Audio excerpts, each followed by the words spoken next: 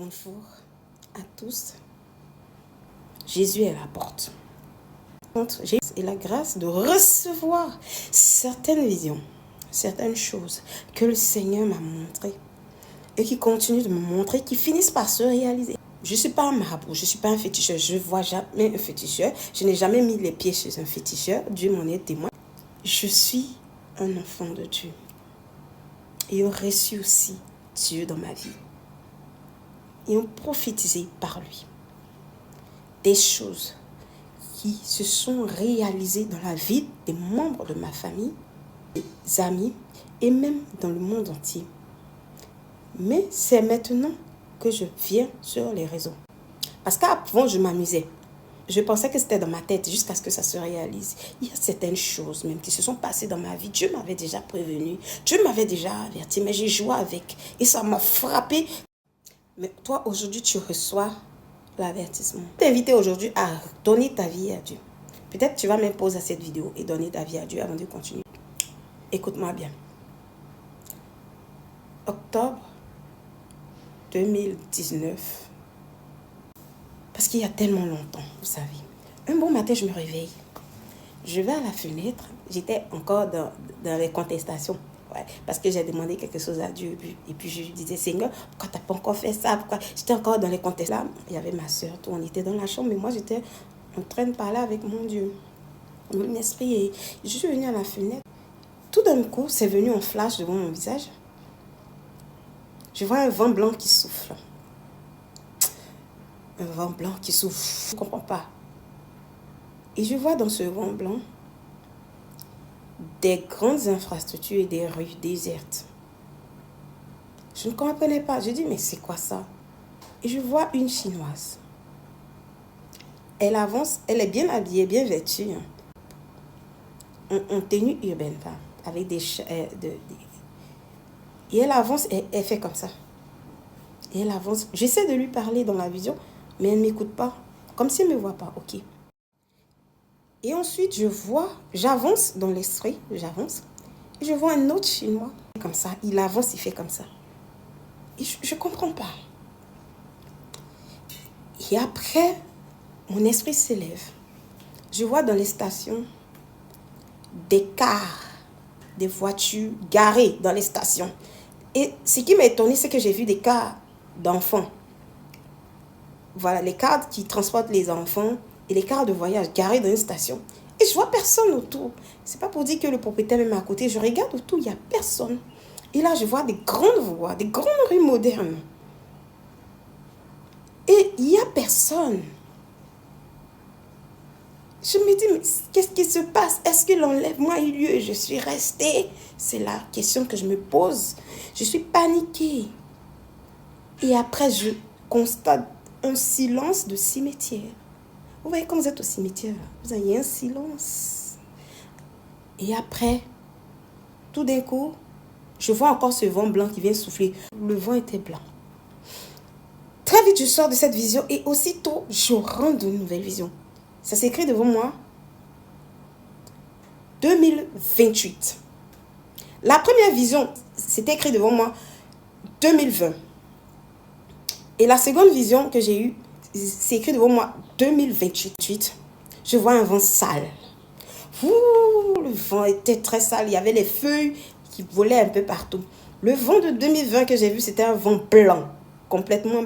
Mais le vent de 2028 que j'ai vu dans la vision, c'était un vent sale, très sale. Un peu de désordre. C'est comme des désordres. C'était comme des désordres, du chaos. Je suis sortie de la vision. Et là, sur le champ, j'annonce sa vision à ma soeur. Vous voyez ce qui s'est passé en 2020. Hein? Moi, je ne comprenais pas à l'époque que les Chinois que je voyais, ça signifiait que ça allait commencer en Chine. Je ne savais pas. Le vent blanc que je voyais, je ne savais pas que c'était la prélude de quelque chose, d'un vent qui allait souffler en fait. Voilà, c'était une tempête. Et les cars garés, je ne savais pas qui. Et les grandes rues, et les vastes rues modernes, vides, sans personne, je ne savais pas que c'était le confinement. À ce moment, je ne pouvais même pas interpréter tout ça. Mais heureusement que j'en ai parlé à quelqu'un à côté, à ma soeur, parce qu'elle était juste à côté de moi.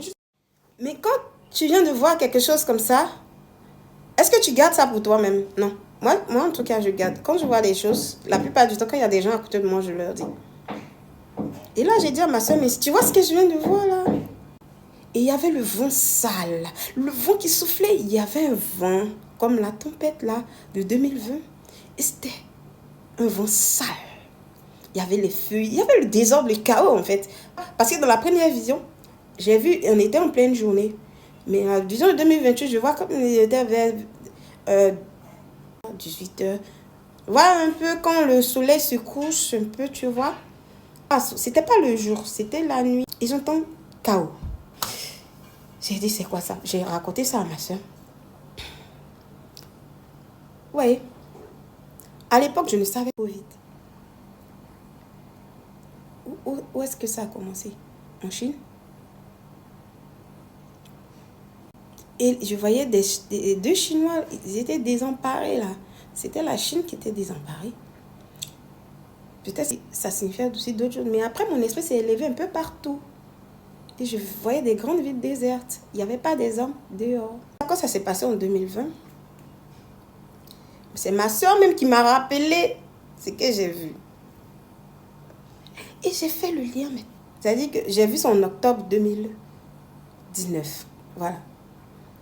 Maintenant, en décembre 2019, j'étais assise au salon.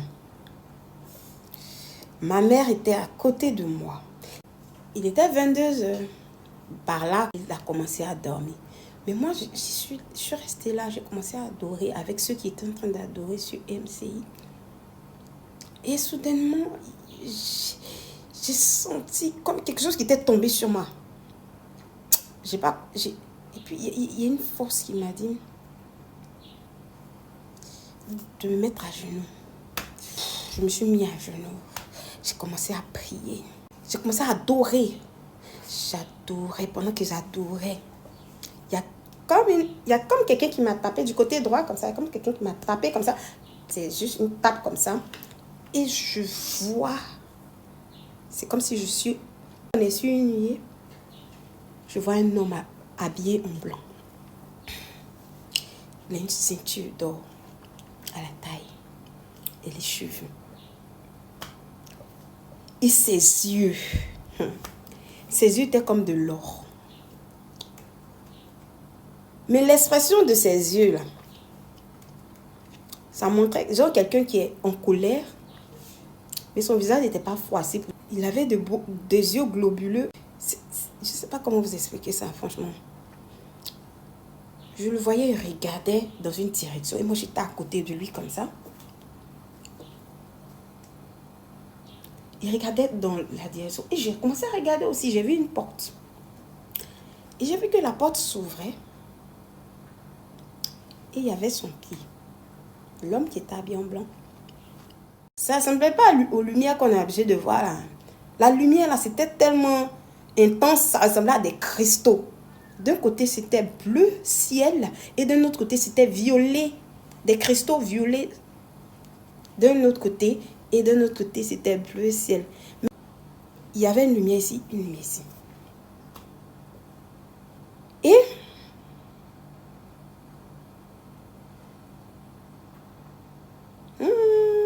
attends, on va aller pour ça. Donc, je voyais, il regarde. Il était sérieux, il regardait. Et j'ai vu une porte devant lui. En bas de la porte, il avançait le pied. C'est comme si avec son pied, il était en train de pousser la porte. Mais ce qui m'a le plus étonné, c'est que la porte, on entrait dans un endroit qui était noir, comme dans une salle de cinéma. Tu vois, c'est noir. On ne rentrait pas dans une pièce, ou bien dans une salle, ou bien dans une maison. Mais on rentrait dans le monde. Et le monde était complètement dans le noir. C'était le noir. Tout était noir. On ne voyait même pas. Donc, il pousse la porte avec son pied pour rentrer dans le monde noir. Il y avait une porte pour rentrer dans le monde. Et moi, j'étais à côté de lui, je regardais. Et le monde était dans le noir. Et quand il a commencé à rentrer, je vois des femmes. Elles avaient mis des chapelets, des gros chapelets sur leurs reins comme ça. des femmes peut-être de la soixantaine, cinquantaine là-bas, des gros chapelets autour de leur. Et puis elles ont commencé à crier, hé, hé, hé, Jésus est en train d'entrer, Jésus est en train d'entrer. Elles étaient dans le noir. Hein. Le monde était dans le noir, la terre était dans le noir. Et elles ont commencé à crier, hé, hé, Jésus est en train d'entrer. Genre comme si elles veulent se réjouir. Voilà. Et la lumière qui était en elles était une lumière, c'est jaunâtre d'une manière, mais c'était faible. Et après, je vois devant elles d'autres femmes qui étaient assises. Leurs pieds étaient enchaînés. Elles voyaient aussi comme ces dames-là, elles auraient voulu se lever, mais elles ne pouvaient pas parce que leurs pieds étaient enchaînés. Elles étaient assises à terre et leurs pieds étaient enchaînés. Elles ne pouvaient rien faire. Et je voyais en elles des lumières qui étaient plus faibles que les premières. C'était faible. Et après, je vois une troisième vision qui m'a vraiment glacée. Je vois des hommes d'affaires. Ils étaient en train de déambuler. Ils étaient bleus. Pour ne pas dire glacial. Ils étaient complètement glaciaux. Ça veut dire que tout ce qui est en train de se passer, ils n'entendaient même pas. Ils ne voyaient pas. Tous ces vacarmes que les autres femmes étaient en train de faire. Eux, ils ne voyaient pas. Ils avaient la mallette en tête. Ça veut dire qu'ils étaient complètement dans un autre monde. Ils s'en vont chercher. Ils s'en vont chercher l'argent. Je vois businessman. Et ils s'en vont chercher l'argent. Ils n'avaient pas de lumière en eux. Et en eux, je n'ai pas vu de lumière même du tout. Et là, je dis, mais Seigneur, ça veut dire quoi? Et dans mon esprit, Dieu me disait, insuffisant. Insuffisant. C'est comme si les lumières qui étaient dans ces dames-là, c'est miséricorde. Et puis, je voyais ces personnes, c'est comme si ce qu'ils donnaient à la miséricorde divine, c'est-à-dire ce qu'ils offraient là, à Dieu, là, c'est insuffisant. C'est comme s'ils ne sont pas dignes d'entrer. C'est un truc comme ça. C'est un truc comme ça que j'ai vu. C'est comme si ce n'est pas suffisant. C'est pas qu'il n'y en a pas, mais c'est pas suffisant. C'est pas suffisant. Et là, j'ai dit, mais Seigneur, c'est quoi ça? Encore? J'ai dit, non, ça c'est grave. Je m'en vais dans ma chambre, je m'en vais me coucher. J'ai dit, mais moi je ne fais pas de chapitre. J'ai dit, ok Seigneur, si c'est vraiment toi qui m'as mis cette vision et que tu veux que je la partage, si c'est vraiment toi qui m'as donné cette vision, fais encore la même chose que je vois. Ça n'a même pas duré des jours. Je partais me coucher environ à la même heure. Je vais me coucher au moment où je m'apprête à me coucher. Une voix qui me dit de me mettre à genoux. Je me mets à genoux. La même chose, je vois l'être en blanc. Mais cette fois-ci, son pied avait avancé. C'est-à-dire que son pied n'était pas resté où c'était premièrement quand il poussait la porte avec son pied. Que son pied avance. Plus son pied avance, ça pousse la porte, ça s'ouvre. Et j'ai vu la même scène se reproduire devant moi. Les femmes qui étaient là en train de crier. Il y avait des gens. J'ai vu la même scène exactement. J'ai dit, hein? Mais à l'époque, je n'avais pas vraiment un suivi. Et tout ça, j'ai gardé ça pour moi. Ou bien j'oubliais, ou bien je racontais aux gens comme ça. Après ça, après cette vision, décembre 2019, et on a vu en 2020 ce qui s'est passé en 2020. Il était en train de me montrer que le monde était dans les ténèbres et qu'il était en train d'entrer. Et le fait, chaque jour qui passait, son pied avançait un peu plus. C'est comme ça que j'arrive à interpréter la chose. Voilà. Parce qu'il n'y avait pas que des femmes dans la vision, il y avait aussi des hommes. Ok? Et c'était pour avertir les gens qui étaient à côté de moi. C'était pour avertir. Mais moi, en fait, vous savez, il y a eu plusieurs personnes qui allaient mourir. Ça, là, c'est une parenthèse. Quand je vois que la personne va mourir. Moi, il me dit non, c'est dans ma tête. Mais les gens sont morts après. Ça me fait tellement mal. Parce que j'aurais pu aider les gens. Avec mon papa, on était à Yopougon et il y avait une cour. On vendait des yaourts là-bas. Je suis allée acheter du yaourt. Et quand je sortais, il y a une voix qui me dit, regarde à côté. Je regarde, je vois un homme, un vieux. Il était assis sur le fauteuil. Et puis il y a une voix qui me dit, Va lui dire qu'il va mourir bientôt. Va lui prêcher la parole. J'ai dit, hein, moi, ma taille ici, il est rentré dans la maison des gens comme ça. Et puis, à l'époque, mais il n'était pas convaincu. Tu comprends? Je n'étais pas convaincue. C'est-à-dire que c'est quelqu'un... Moi, il me dit que non, c'est de ma tête, c'est de ma tête. C'est pas vraiment ça. C'est de ma tête, c'est de ma tête. Faut pas y être parti faire pour me botter là, ou bien on me... Je sais pas quand on me prend pour une folle ou bien un truc comme ça. Il dit, non, il n'a pas eu le courage. Je suis rentrée, je suis partie à la maison. Quelques jours après, il passe devant la porte. Ils sont pleurer. Le vieux est mort. Le vieux est mort. Il a dit, hé Seigneur. J'ai un regard que les gens ils ont souvent quand ils vont bientôt mourir. Et je remarque ce même regard-là à chaque fois sur les personnes qui vont bientôt mourir. Et ce regard-là, en tout cas, les gens qui doivent bientôt mourir, je remarque ce regard-là. Ils sont figés d'une manière. Bon, bref, je ne sais pas comment je vais vous expliquer. Peut-être vous allez penser que pour ceux qui sont spirituels là, je pense qu'ils vont comprendre. C'est pour ça que je ne veux pas parler de mes choses. Parce qu'il y a venu parler là. Vous avez dit que non, c'est là les âges. Moi-même, je suis plus truc que vous-même. Voilà. Je me suis dit que c'était dans ma tête et les gens sont morts. Les gens sont morts. Ce n'est pas une seule personne. Moi, mais il y avait une de mes camarades, mes soeurs en Christ. Elle était à l'église avec moi. Elle venait de se marier, tout. Elle a enfanté. Mais avant qu'elle tombe enceinte, qu'elle enfante, c'était une des personnes même qui m'encourageait même à venir dans ma nouvelle communauté. Bref. Et quand je l'ai vue, un jour elle était en train de vendre ses trucs. Je l'ai vue, j'ai dit, c'est ce regard-là. J'avais déjà vu ça, je voyais le même truc. Quand quelqu'un va mourir là, le même regard. Elle me parlait de Dieu. Je dis, bon, peut-être Dieu va lui parler aussi. Je ne sais pas, Dieu va la protéger. Maintenant, moi-même là, il faut comprendre que je n'étais pas convaincue d'avoir ce don. Est-ce que vous comprenez? Tu peux avoir un don, tu ne sais pas. Et quelques temps après, ça n'a pas duré années. On m'annonce qu'elle est décédée. Un jour même, j'étais assise même là, à la maison. Je reçois que non, il y a une de tes connaissances qui a mouru bientôt. Il dit, il compte dans ma famille là, parmi mes connaissances, il compte parmi mes camarades, il dit, qui va mourir bientôt là? Je ne sais pas. En temps, c'était elle qui venait. Elle n'est pas de ma famille, c'est une camarade, c'est une sœur en Christ. Mais quand je découvre, après je vais à l'église, je découvre qu'elle est morte. Et puis je fais le lien entre la date à laquelle elle est décédée, puis ce que j'ai reçu. Vraiment, Dieu me parle. Et si je suis venue aujourd'hui là, c'est pas pour me faire voir. Vous avez vu, il n'est pas mis foulard sur ma tête. Je suis venue en tant que moi réel. Je ne suis pas là pour mentir. Parce que quelqu'un qui vient pour mentir, il ne va pas venir montrer son visage comme ça. Donc là, il faut écouter. Quand il te parle là, il faut écouter. Parce que Dieu m'a donné le don de voir certaines choses arriver. Avant que ça n'arrive, je vois. Donc, il y a des communautés mais que je voulais aider. Il y a des choses que je voyais. Et quand j'ai commencé à parler, ça a commencé à devenir des problèmes. J'ai pris mes clics et mes claques. Je suis partie. C'est pas moyen de venir détruire. C'est pas moyen d'envoyer les scandales.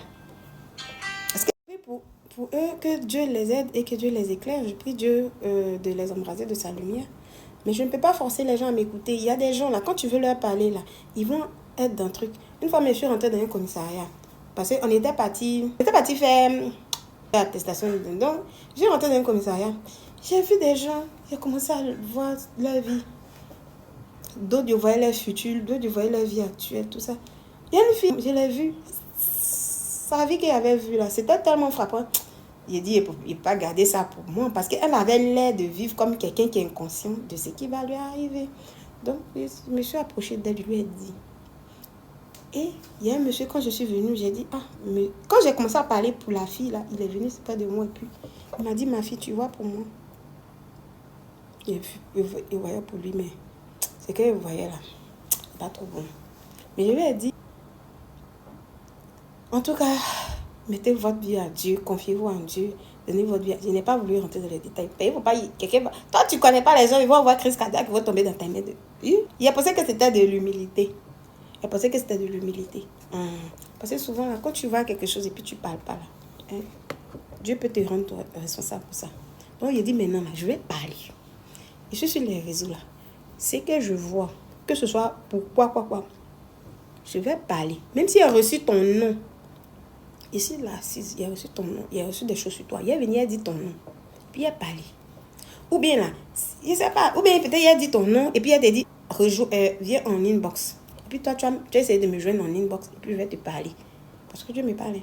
C'est pas que pour ma famille seulement. En étant en 2020, le Covid est arrivé, tout s'est passé. Puis paniqué un peu. Il dit, quelque chose qui... Et tu vois qui m'a dit, prends une offrande, va faire une action pour ma famille. Bon, ça ne nous a pas atteint. Et puis, un jour, j'étais là. J'étais à la maison. J'étais dans la chambre. Dieu est en train de me révéler quelque chose. Il y a un chien qui est rentré dans la maison. Je ne sais pas si le chien, il était rentré, c'était à cause de moi, ou bien c'était pour me distraire. Mais Dieu est en train de me parler.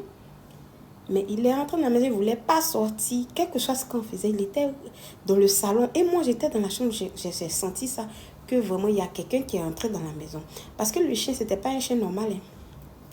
Et moi, je suis restée dans ma chambre, je ne suis pas sortie. Vous voyez, c'est qu'il était là pour me distraire.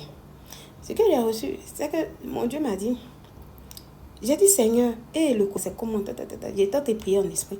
Puis, j'ai entendu ma fille, ne t'inquiète pas pour le Covid. De la même manière que c'est venu, là, soit réparti de la même manière. Mais inquiète-toi pour l'après-Covid. L'inflation, la famine,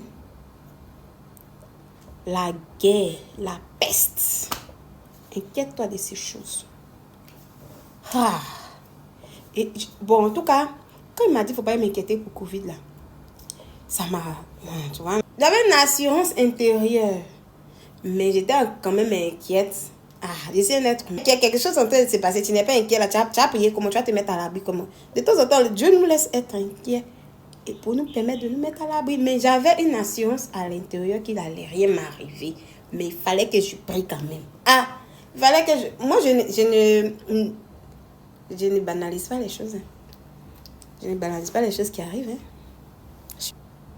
Tout ce qui se passe. Ça m'intéresse en fait. Ça ne me fatigue pas. Il y a des gens, ils ne sont pas là dans les détails. Ils n'ont pas le temps pour ça. Mais moi, là, je suis dans les détails. Hein. Oui, je suis dans les détails. Parce que quand tu négliges les petits détails, je te retrouve dans des situations que toi-même, tu n'aurais pas souhaité. Donc, écoutez-moi bien. J'ai eu une autre vision en 2020. On mangeait au kiosque et puis soudainement, mon esprit s'est élevé. Je suis arrivée dans un endroit, je voyais des maisons. Spirituellement, je voyais des maisons. Je voyais des maisons. Et j'ai vu notre maison, j'ai vu d'autres maisons qui étaient alignées dans le quartier. Bon, bref. Parce que l'esprit part d'une manière ou d'une autre. Et soudainement, c'était comme si c'était 19h par là, tu vois. Et j'ai vu, dans les maisons, il y avait de la lumière artificielle. Et soudainement, les lumières artificielles ont commencé à s'éteindre. Et puis, ça s'étendait. Et puis après, une vision mondiale où il n'y avait même pas de lumière. Partout, toute la terre. J'ai dit, toutes les lumières s'éteignaient à la même minute. Et soudainement, il y avait le noir. Le noir partout. C'est un délestage. Partout était devenu noir.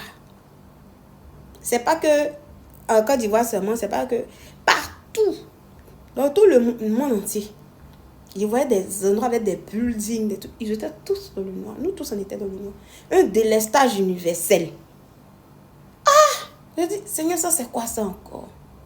Et je vois maintenant dans les maisons les flambeaux. C'est comme des bougies. Il y a des maisons où la bougie là... Parce que les ténèbres étaient tellement épaisses que la bougie même là, dans chaque maison, il émanait de lumière faible. C'était un peu plus vigoureuse pour d'autres, mais c'était des lumières faibles en général. Et là, je dis, mais Seigneur, ça c'est quoi ça encore? Bien sûr que ça va bientôt arriver. Ça va bientôt arriver. Et quand je suis là, je vois un esprit d'inondation. Partout. C'est pas que dans un seul endroit. Dans le monde, il y aura beaucoup d'inondations. C'est-à-dire que tu entends... On dit il y a quelque chose qui s'est passé à la télé. Tu viens, on dit c'est inondation. Tu viens, tu vois, on dit que c'est inondation. Inondation, inondation. Il y aura beaucoup d'inondations. La situation va devenir très difficile à avoir. Et en 2027, on voit les robots dans les rues. Les robots dans les rues. Ça veut dire que peut-être ils ont déjà commencé à créer leurs robots, mais moi je vois ça en 2027. Il y a la technologie qui va s'avancer, évoluer d'une manière. Donc, il faut que chaque personne se mette en règle pour dire non, on attend la fin du monde depuis ça n'arrive pas. Dans les catastrophes qui sont en train de passer, tu ne penses pas que ça peut être ta fin? Tu ne penses pas que ça peut créer ta fin du monde? C'est les catastrophes qui sont arrivées. Pas jouer, hein. Pas t'amuser. Faut pas qu'on s'amuse, hein. Parce que moi, ce que moi j'ai vu là, Dieu est vraiment fâché. Ils vont à la prière, tout ça, ils n'invoquent pas Dieu. Ils vont à l'église comme ça. Ils ne prient pas véritablement, ils font n'importe quoi avec l'église. Ne prenez pas l'église pour faire vos entreprises. Ne prenez pas l'église pour faire vos entreprises. Si vous voulez gagner de l'argent, ce n'est pas l'église que vous devez prendre. Il faut payer vos dîmes. Il faut faire des offrandes. Mais toujours regardez la parole de Dieu. Parce que c'est Dieu même qui dit, dans la Bible même on dit, partage tes biens avec celui qui t'enseigne la parole. Voilà. Donc c'est normal qu'on puisse donner de l'argent. Mais seulement qu'il y a d'autres qui utilisent ça de manière malsaine pour escroquer. Et Dieu n'aime pas ça. Parce que vous empêchez d'autres de venir à l'église. Vous empêchez d'autres personnes qui devaient être sauvées manipulées. Si tu veux avoir le paradis là, faut pas être concentré pour avoir les grands biens. Parce que tu vas perdre ton âme cadeau. Dieu va te donner les grands biens. Mais ce qu'il attend de toi là, c'est que tu aides les pauvres.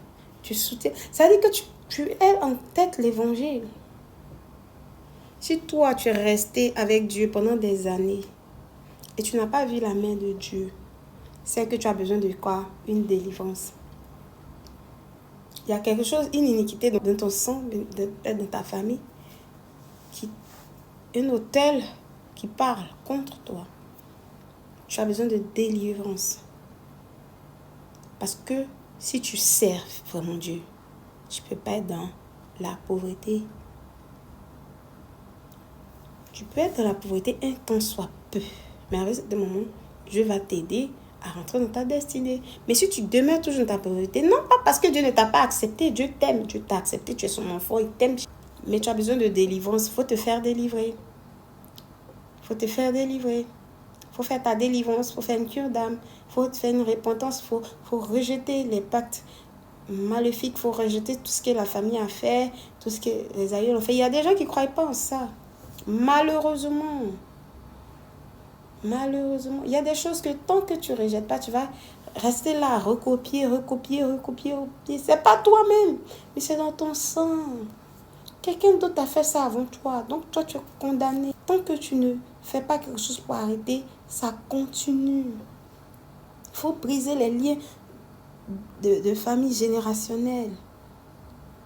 Il y a combien de générations depuis l'époque de Noé jusqu'à présent? Il y a combien de générations?